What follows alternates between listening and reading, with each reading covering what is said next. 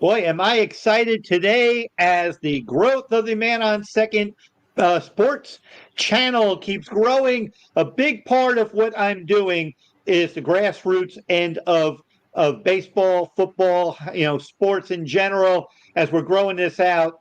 And the success, I'm hopefully in good success with our channel. A lot of it's going to be based in what we're kind of launching here on the podcast side, and that is bringing to you guys, the audience, the people I cover. And one of them, I'm really proud to do this interview. This is our first one, doing a player interview with Alejandro Puig, a freshman, as you see on his shirt, at Dartmouth College in the Ivy League. Alejandro Puig played last year at Pembroke, in the last few years at Pembroke Pines Charter right here in Broward County, and friends with Alejandro and his family. And I'm honored to have him give a nice conversation of now adapting to college baseball. Alejandro, my friend, so glad to see you. Thank you so much, Mr. Frisell. First of all, I want to take the time to thank you for having me here. I'm very excited to be here and catch up with you. Yeah, this is going to be exciting. And as you know, we're talking about opportunity for players from Florida as they branch out. Kind of tell people about your Dartmouth journey. Kind of catch them up, because hopefully there are a lot of people played against you. They'll be excited to see this interview as well and see how you're doing and catch up. But talk about that transition now. A few months ago, you were wrapping up your senior year of high school baseball. Now you are on a college team. Talk about fall ball and just adapting, moving from Florida up to Dartmouth, the campus up in Dartmouth, and what that's like right now. So far, moving up here to New Hampshire has been absolutely amazing. Obviously, leaving my family and leaving all my friends and everyone from Miami, it's kind of sad, but it's very bittersweet. It definitely opens new doors, and I'm very excited to be here again. And so far, we completed week 2 yesterday, and we completed week 2 last week, and we just started week 3 of fall ball. And pretty much in the fall, we're just ramping up, lifting, getting ready, preparing for winter ball, and then we'll start in spring too. And pretty much the coaches, the atmosphere, all the players, the chemistry, everyone's been so welcoming, so nice, and I truly cannot complain. It has been a bit of a struggle, may I say, to just grasp the overall scheduling of how things work around here. But other than that, once I've been getting a good hang of it, and sooner or later, everything's coming around and it's looking pretty good. So it's been great up here. So I'm excited. Yeah, I can imagine, obviously a very talented baseball player who's moving, to a different part of the country, going from a warm weather to what you're going to encounter pretty soon up in New Hampshire to cold weather. You're going to have a fall, which is going to feel like fall. You have leaves fall on the ground, leaves turning different color. The weather is going to change, get a lot colder, moister. Are you going to be outside much, or how's the schedule outside going to look for you guys? So pretty much right now we've been taking advantage of the field as much as we can. We've been doing team defense, team hitting, isolated defense, different things like that. We do our conditioning and lifts in the morning. So we'll have 7 a.m. lifts, 6:15 conditioning. And pretty much as it starts to get colder, what we'll do is we'll start to migrate into the IPF, which is the indoor practice facility. And it's a very nice, newly built indoor practice facility that we're able to hit inside of. We're able to set up an inflatable turtle, and to use to hit inside. We take ground balls on the turf there because the field is made of turf. So we do get to practice the turf ground balls inside of the IPF. And pretty much we just migrate in there during the colder months. And leaking into the spring season, we do actually start playing we play in more warmer climates such as Texas and Virginia and different places where there's more warm, where it's warm weather until I would say late spring we start to we have our first home opener. So yeah. No, that's pretty exciting. So Talk about college life, and now obviously Dartmouth is Ivy League. For those who may not know, academics are very important and very much stressed. So talk about how you're balancing a typical day for you to balance studying, schoolwork, uh, as well as all that's involved in being a baseball player. Of course. So first and foremost, what got me here was my academics as well. So that's a very, very big part of like my life and how and what separates me. My dad would always tell me, and both of my parents would enforce me that what's really going to separate the talent from baseball players is your academics. And at the end of the day, if you don't have the grades, you cannot play baseball. So that's definitely a big focus here, especially at an Ivy League institution. Academics definitely is a big, big, big priority here. And pretty much my typical day looks like waking up around 6 to 6:30, getting ready for lift, which we have at 7 a.m. And then from there, I'll quickly shower, get something to eat, and then we'll go to our first class, which I'm taking 3 classes. Dartmouth works on a quarterly system, so we have 3 classes each quarter. And currently, I'm taking Intro to Economics, which is the price system. I'm taking Spanish, and I'm also taking Writing 5, which is advanced writing. So I'll go into one of my classes, and then from there, I'll have a short time period to grab some lunch or like another breakfast, and then so a bit of a brunch. And then from there, I'll head to my second class. And from after my second class, we usually have our teams like training, whether it be individual or like with a group or team. And from there, after that, I usually get there an hour early. My dad has always told me, make sure you get to practice early. You, especially being a freshman, you want to earn a spot and also have a good impression on the coach. So definitely getting there early is a big thing for me. And from there, after practice, usually I want to be the first one to leave. I try to be like one of the last. I mean, my fault. I want to be the first one to be there, also like the last one to leave, and just getting some extra work in. And from there, I would go and probably meet up with some of the guys for dinner.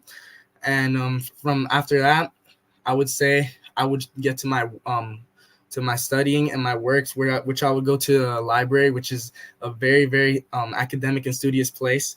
And it's very calming, and it helps me keep focus. And I'll get rid of all my work, knock it out, and then from there I'll come back to my dorm, just catch up with anyone I need to catch up on, and pretty much go to sleep early and get a good night's rest for the next day.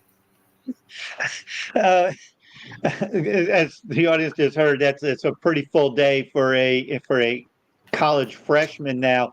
Before we go further, please, everyone, like, subscribe to the channel if you like what we're seeing, and we're going to roll out more of these player interviews. And Alejandro, as you know, as I've covered you for several years, and you know, I know your journey very, very well, and you also know a lot of our players down here in South Florida are moving on to various colleges, if not get drafted right out of high school. What advice to those to the players behind you here, still in Broward, Dade, South Florida, and the whole state of Florida that have been following, what we're doing here at Man on Second and all of my various work? What advice do you give the players that are looking at opportunities similar to you as they navigate through their final couple of years of high school to prepare them for the next step? Great question. So the advice I would give many young players that are still upcoming is to stay focused. Hard work beats talent when talent doesn't work hard, and that is a quote I truly believe in.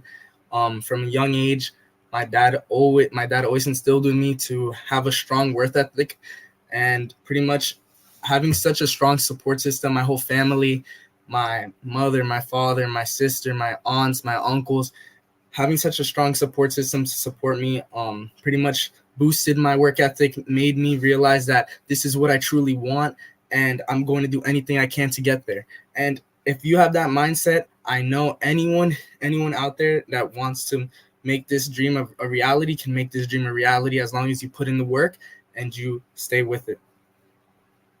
No, great advice. Great advice.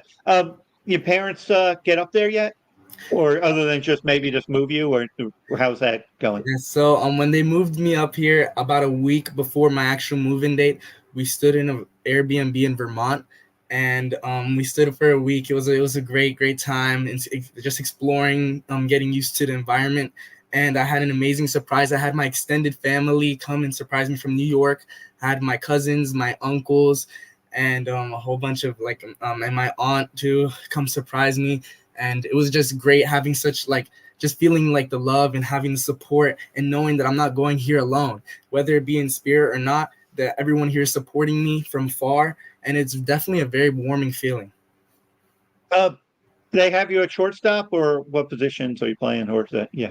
Yeah, so far, I've been playing shortstop. I am competing with a senior who's at shortstop right now, but every just like on every team, I'm just trying to earn a starting spot as a freshman, whether that be shortstop, second base, third base, outfield. The famous saying is, if they hit, they'll find a spot for you. So I truly am attempting to do everything I can to just find a starting position, no matter where it be. Hopefully Well, shortstop. That would be my goal, though.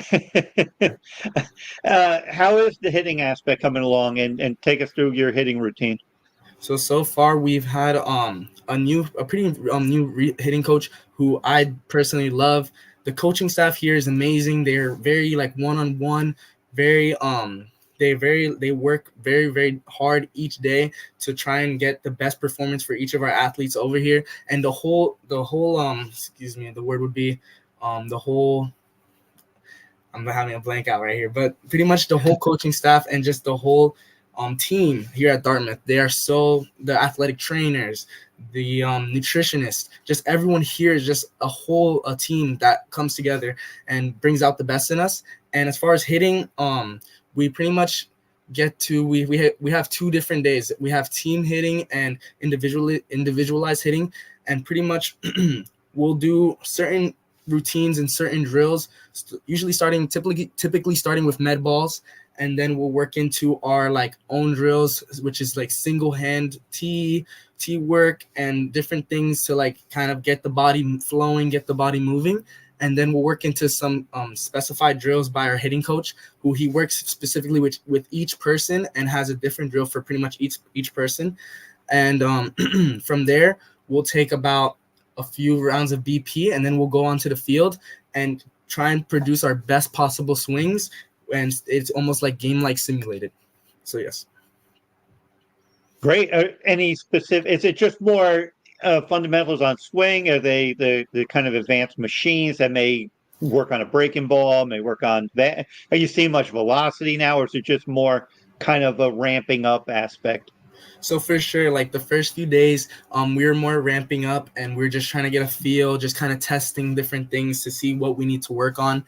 And at this point, now we're just kind of working machines, curveballs, we're working velocity. Today I was just experiencing some velocity, working that high 90s fastball, things like that. And we're also just sticking with the fundamentals and also the mental approach of the game.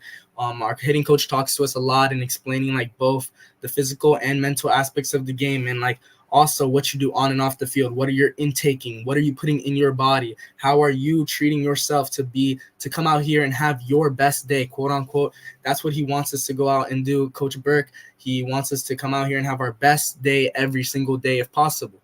And pretty much what we do on and off the field all is determined on how we perceive it and what we do. Well, yeah, we've discussed this many times in the years that I've known you, and it stuck out from the first couple of times I saw you play during your junior year and we've had these conversations, had it with your dad as well, is you wanted to be, and you didn't know what the score was if they just looked at you.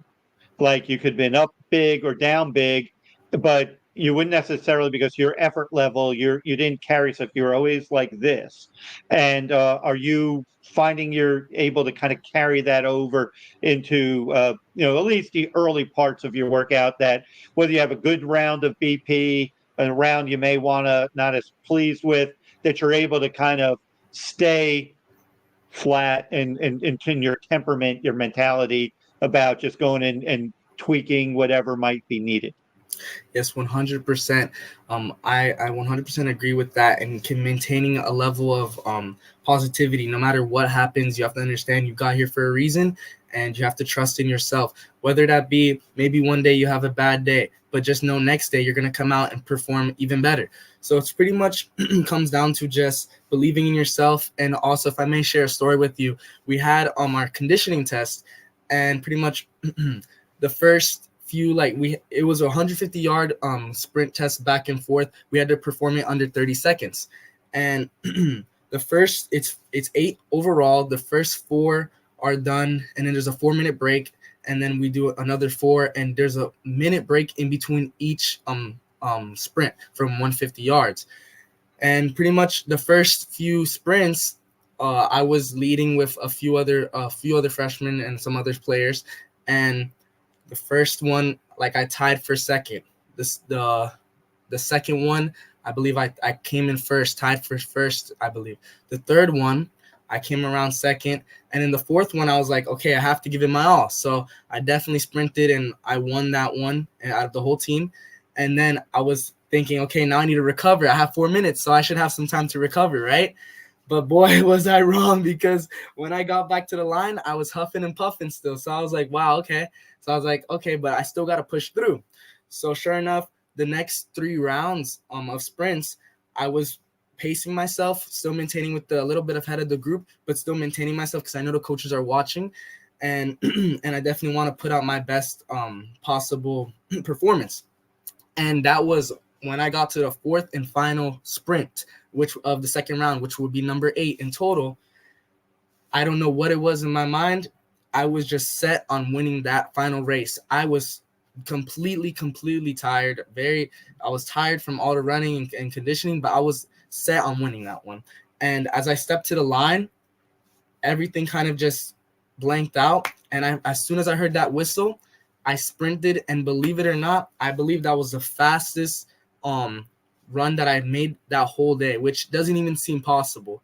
But I truly believe that anything that you want to accomplish, if you put your mind to it, you can tap into the adrenaline, and you can tap into, like, the will and the grit to overcome anything that comes your way. Oh, that's a great story. That's a great story. And um, yes, I mean it's. I'm not surprised, knowing you, that's that you find a way to dig deep. And I always you can refresh to our audience how, when you got noticed by Dartmouth. I think you were noting that you were playing on a travel team, and you're, like, even hitting lower in the lineup. And I think you hit a ball, like, over the center fielder's head or something, or to the batter's eye. And next thing you know, again, we've talked about, you never know who's watching. Just kind of refresh or to our audience and about how you kind of took that approach, where you kind of created an opportunity for yourself by just your regular performances, that you didn't know who was in the stands that might have seen what you did, and it opened the door for you and to an opportunity where you're wearing that shirt and that hat today. Yes, 100%. Um, I'll refresh on that story. So pretty much, since I was a young kid, my parents have always instilled in me that you never know who's watching. Especially my dad. He always told me, Ale, you never know who's watching. Give it your 110% each play, each at bat. It doesn't matter. Compete. So on my first tournament of junior year summer, I was playing with this new team. We were newly formed. No one really knew who was who, and they had me batting 8th in the lineup, and I was not starting on the field. And sure enough, at a very crucial moment in the game, there was a man on second base, and I was up to bat, and I had no idea of who was watching, who was in the stands, but I ended up facing that pitcher and giving it my all. And sure enough, he threw a pitch, and I just hit that pitch like no other. I sent it to the top of the batter's eye in center field with a wood bat. And as soon as I made contact, and the energy that I brought, like, to that game, the coach noticed it from Dartmouth. I was thankful enough for God letting that coach be there in that exact moment.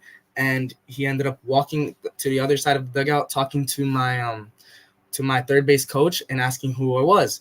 And my third base coach put me in the game immediately. And Coach Anthony Gutierrez And for Florida Frenzy, he put me in there immediately, and I made some amazing, like, flashy plays. And the coach loved the energy, just the way I ran out, in and out of the dugout, just keeping that energy and keeping that motivation and stuff like that. And pretty much from there, the coach followed me. And by my second tournament, I was starting shortstop, batting third, and they had sent a second pair of eyes. And after that they had made the decision to recruit me. So I'm very, very grateful for everyone who played a role in that.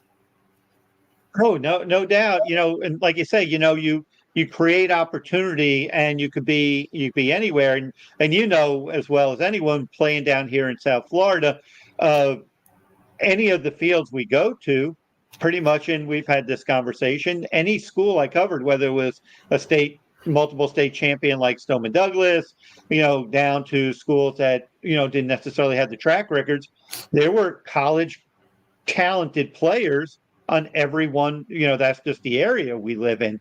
And so it's not surprising that, Pembroke Pines Charter can produce you and others that are there. And I know that, you left behind a team that's going to be pretty young.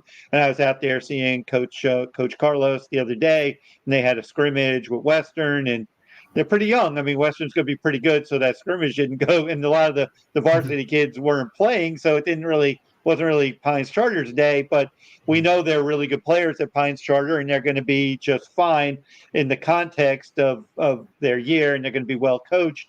But yeah, to your point, it's like you can be discovered, but you have to also differentiate yourself.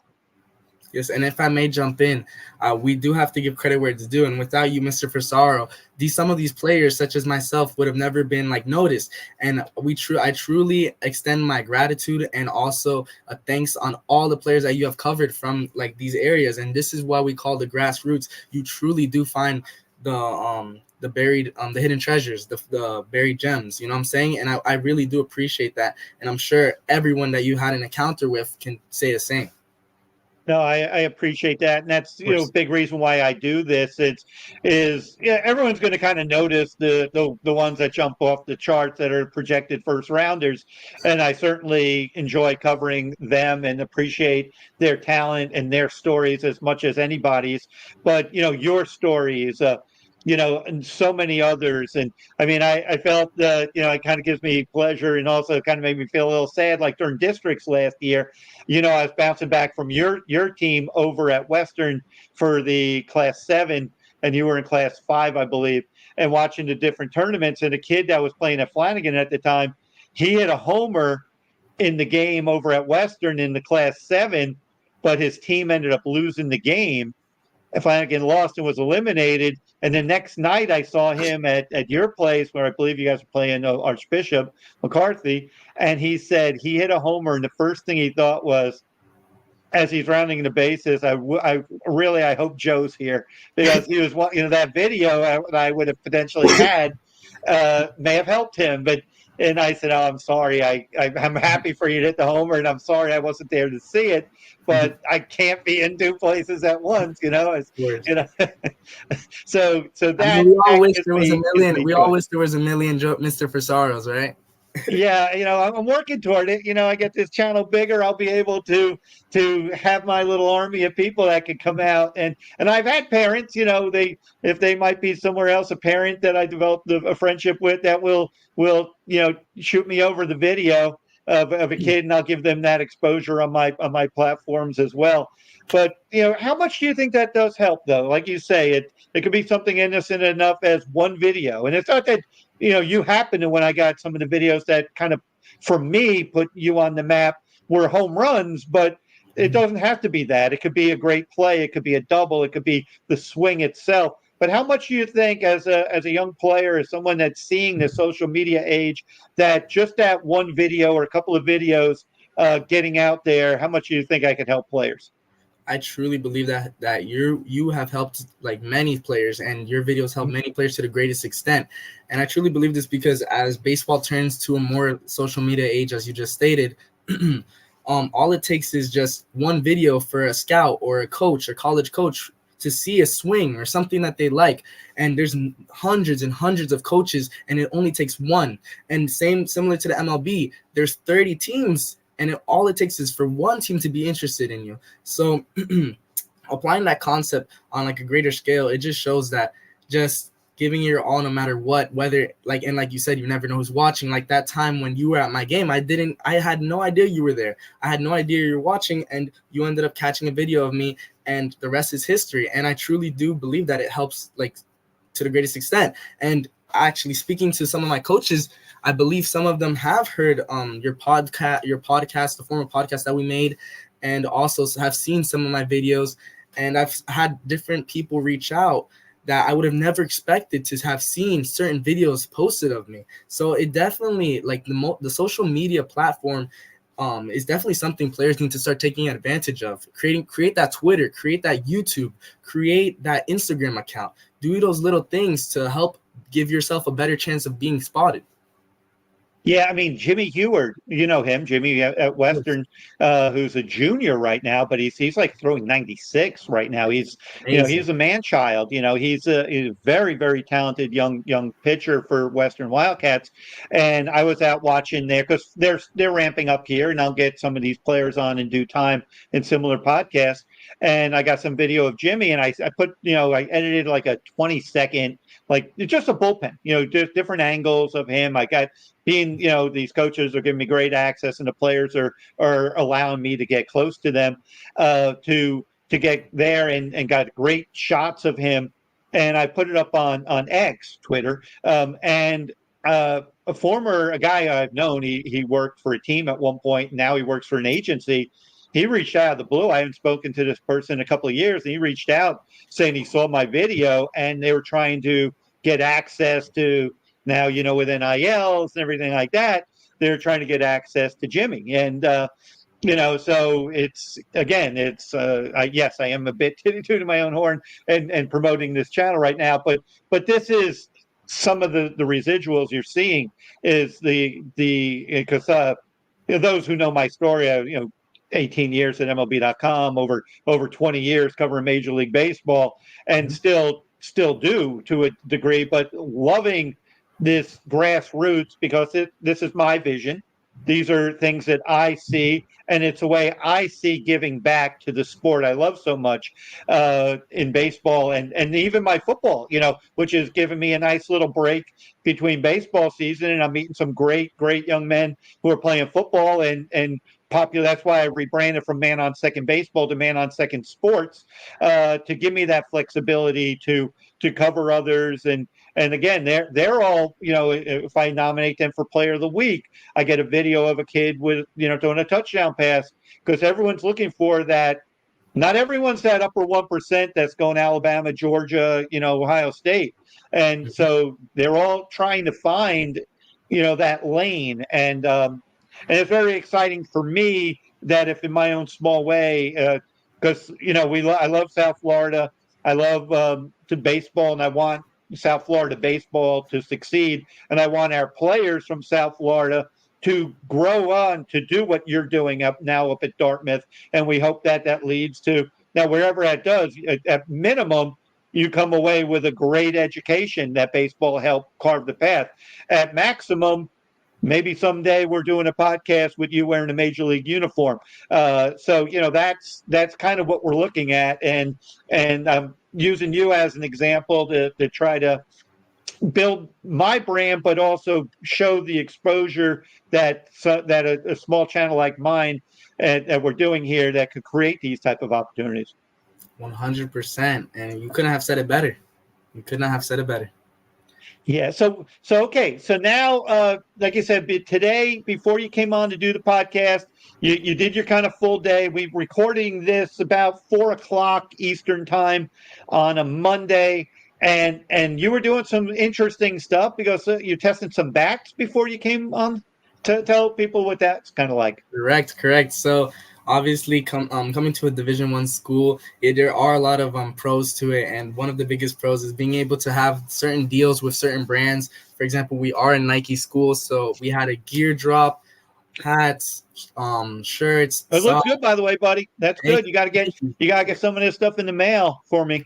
Of course. But we have a whole bunch of gear that's dropped, parkas, things like that. and then we have a what's it called, a deal with Rawlings in Easton. So we had the representative come out today and bring a whole bunch of the new bats, and it just felt amazing just to try all of them, test each out, see which one feels, how you like this, how do you like a certain feel compared to a different one, trying out one piece, two pieces. Personally, my favorite so far was the Rawlings icon, or no, my fault, the Rawlings the Rawlings Mark AI, Mock AI. That was my favorite so far. And yeah, I'm just blessed, honestly, to be able to just be here and be able to experience these amazing amenities that like the school provides for us and stuff like that. So it's great.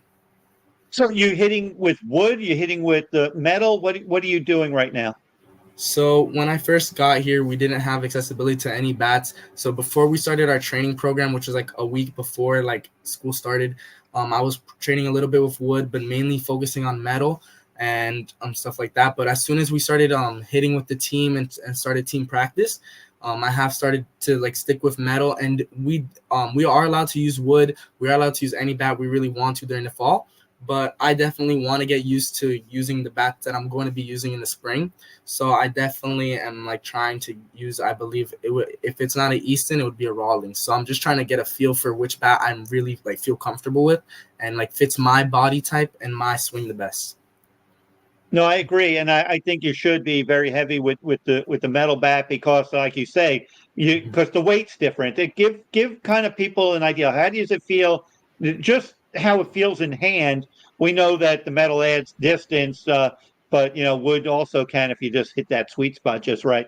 But obviously, it's tougher to hit with wood, but that's where the pro ball, is going to come in at some point. And there are certainly in the summer and everything like that wood bat type of events, but you can't lose track of your success is going to be made by what you use in your college game. So since college has the metal bats, you got to kind of make sure you don't neglect that because you're putting your head somewhere where a little prematurely.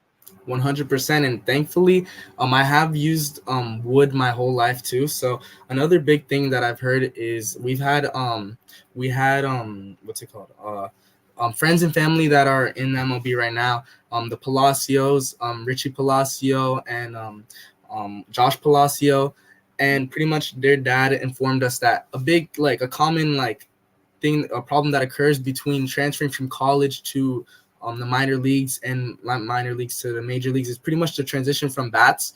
So that's why it's very common for many players to use wood.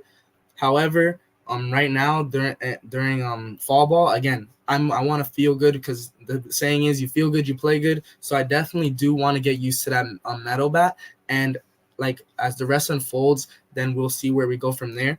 But I truly do want to get used to using metal because that's what I'm going to be using for the next 4 years. Or next. What do you look for in the bat and the weight and everything? Kind of take people because there are people they make those calls and I've seen it not so much in high school because kids by then, especially the good ones, they kind of have a bat that fits them. But for young people, picking the right bat is very important because, like you said, you got to be comfortable with it. The weight, the length, the just how it feels in hand, and then obviously how it feels off the bat. But what do you look for in a bat? Personally, I have looking at what you look for in a bat. You need to understand yourself as a hitter. I am a hitter who usually hits for average, but I do have the power as well. So usually, and I also do have extremely fast bat speed. So that's my thing. Being able to find a bat that matches my bat speed and matches my swing is pretty much something usually that I look for. And usually that is a balanced bat. So usually I like to have a balanced bat. There are some occasions where I might use a top heavy bat, but I would say top heavy bats are more for the fourth batter, big hitter who can really handle that and stay and keep the control.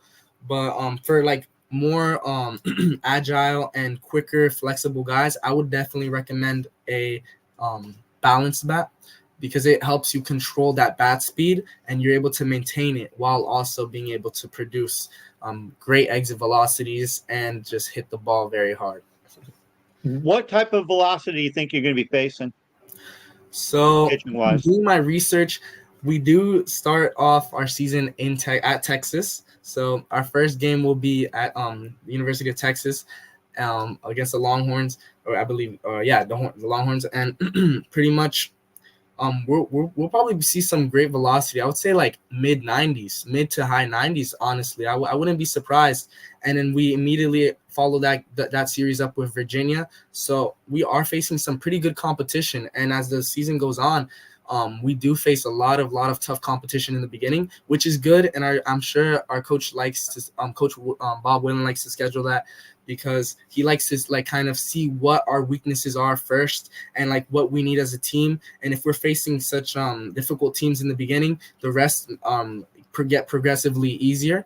And in the Ivy League, believe it or not, they are starting to recruit higher velocity pitchers.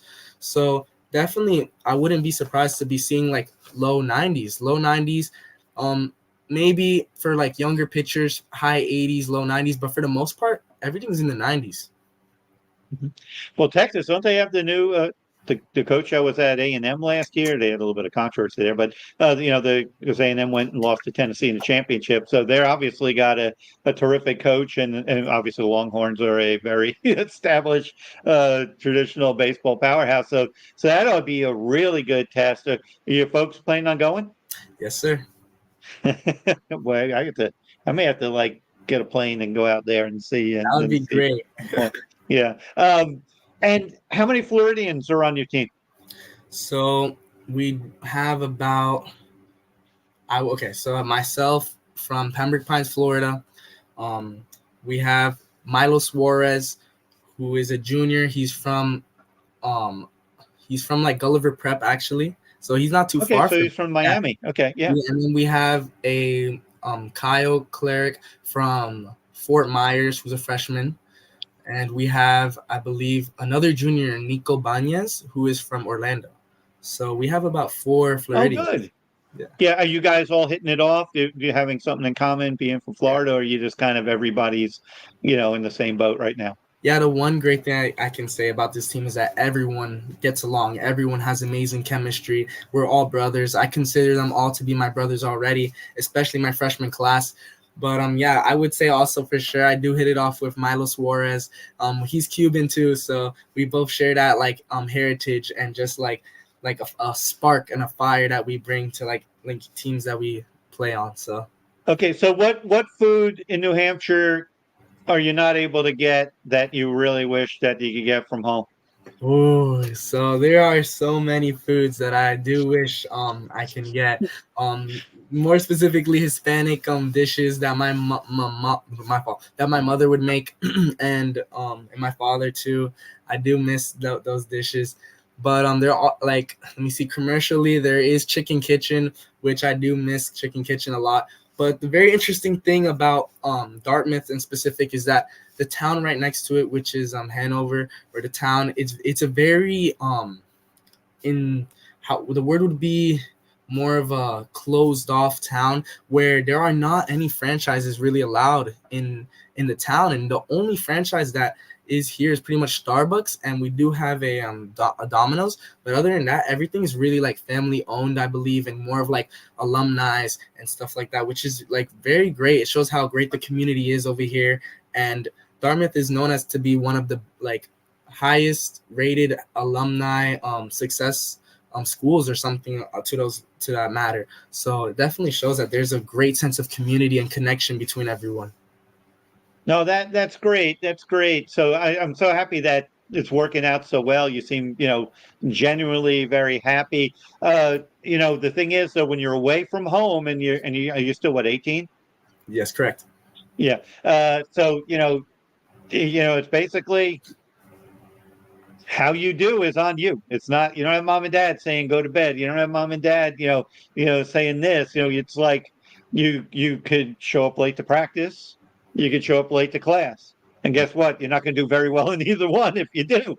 But you can do that. You have the freedom to be as lazy or as hardworking as you want. So do you find that being part of the team helps your structure and not let you get distracted and say, you know what, I could stay up all night if I wanted to. I could do this, but in your mind, you have to be responsible and lights out by a certain time, or get your rest because you're on the field and you're in the classroom, and there's only so many hours in the day. So 100%, I definitely think um grasping this independence is definitely a lot to take in. But once you like feel like independent and you start getting a schedule going, everything starts to smoothly work. And I'm still personally trying to figure out certain things in my schedule, which I'm starting to finally finalize. But definitely understanding that, like, the responsibility I have as a baseball player to my team, to my teammates, to be able to give them the best chance of winning is by me performing, or by performing. I understand that I have to treat myself well, treat my body well, get in bed at a certain time, intake a certain amount of food, do my work outside of just baseball practice. Because at the end of the day, if I just go to practice and I don't do anything on the outside, how good will I really become? So it really just comes down to just having that understanding and what aligns with your goals as well. Because I truly do, my dream is to make it to the MLB, and I know each day that I work harder and harder, I get a step closer to achieving that goal. So it really comes down to just understanding just the responsibility that you have to your team and yourself as a person. Are those, what you said is all, textbook stuff, and obviously sound advice. Is that stuff you're getting preached at? Is that stuff that you kind of known and are just, I know your dad does a great job with you, and your family is a great support, like you say, a great support group, and has good guardrails for you. But is that messages that are being kind of instilled by the coaches or mentors or what? For sure, I would say these messages kind of align with myself. I've always had these dreams and I've always understood that I need to do certain things and I need to do things to get ahead of everyone else. But I do what's it called? Recall my coach, my hitting coach, Coach Burke, and also my main coach, Coach Bob Whalen, stating Coach Burke stating that we have to pretty much do what we can to help the team have success as well, and also do things for ourselves as human beings on and off the field. And Coach Bob Whalen explaining that get to places early, let me think, and just um, be responsible. And another big thing that I do really admire is that he explains that we need to have respect for women. We have to pretty much just be kind to everyone. Just little things like that that help represent the baseball team as a whole. I love how the coaches and the coaching staff instill that in our players. No, again, that's really good, and it's very, very important for those who might be tuning in who aspire to get to the next level. And as I've covered MLB for more than 20 years, and know what it takes to get there and what it looks like. I covered 2003 Marlins World Series championship, so I know what that looked like to win it all, the highest thing. You might see behind me, I don't know if the glare, but there's me holding the '03 World Series trophy back in the day that the Marlins had won, back at right after they won that World Series when I was covering the Marlins for MLB.com. But what I would suggest, not just to you but to all college players and everyone, and as much as that's the ultimate goal, don't lose sight of where your feet are now, because sometimes you try to think too far ahead and you could outthink yourself. So enjoy the ride, enjoy the journey, as they would say, Mhm. and obviously stick to a process which obviously works with you. And I know mentally you're going to be there. I know physically you got all the talent. It's just a matter of the consistency and just learning and constantly. You're going to get better. To everyone's advice, get better incrementally. Don't look for shortcuts to say, you know what, I'm going to do this to my hitting, and now all of a sudden, I'm going to hit 40 doubles this year and 15 homers and have a 900 OPS and all this stuff. Don't necessarily be there. Just worry about how do you make what you do. How do you just perfect that and just grow from that? How do you improve on that? You probably have heard the expression, they talk a lot of it in football because obviously less games, don't waste a fail. Probably heard that expression where you lose a football game, but the season may not be over, and you take that loss and you waste the fail by learning nothing from it, and then you keep losing, or you take the fail, make the adjustments, and next thing you know, you start turning what might have been losses into wins, and you end up winning even more because you didn't waste the fail. Is that kind of your mindset? 100%. And speaking on that failure, what I have learned recently is that you must achieve failure to be able to achieve success. And putting yourself in those conditions where you fail, it makes you grasp and get a better understanding of how great it feels to win. If no one lost, winning wouldn't feel as great, and we wouldn't be able to pretty much learn from our mistakes. So I truly have been a big advocate of understanding that failure is part of the game. Failure is going to happen in life, but it's really just about how you overcome it, the grit that you have. I had a a teacher my senior year, Mr. Quigley.